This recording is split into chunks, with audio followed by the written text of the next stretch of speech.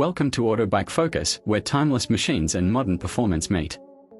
Today, we are taking a close look at the highly anticipated 2025 Honda VTX 1300, a model that marks the return of one of Honda's most beloved cruiser lines. Known for its raw torque, classic V-twin rumble, and unmistakable styling, the VTX 1300 makes a comeback this year with thoughtful updates, refined performance, and rider-focused tech, without compromising the essence that made it a fan favorite in the first place. Legacy reborn with a modern edge. The VTX 1300 originally carved out a reputation in the early 2000s as a reliable, torquey cruiser with all the attitude and none of the fuss. Honda's 2025 iteration stays true to that formula, reviving the same long, low silhouette and relaxed geometry, but integrating just the right amount of modernization to compete in today's mid-weight cruiser market. With a keen focus on accessible power, timeless style, and everyday usability, the new VTX strikes a balance between retro charm and modern performance. Engine and performance, classic V-twin character.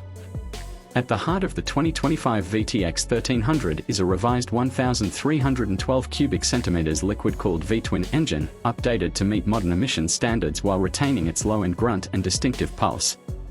Delivering 75 horsepower and 90 pound-foot of torque, the engine provides ample thrust for highway cruising, two-up riding, and city maneuverability. A retuned fuel injection system replaces the old carburetor setup, offering smoother throttle response, better fuel economy, and reduced maintenance. The 5-speed transmission remains, with revised ratios for better mid-range acceleration and less gear hunting at cruising speeds.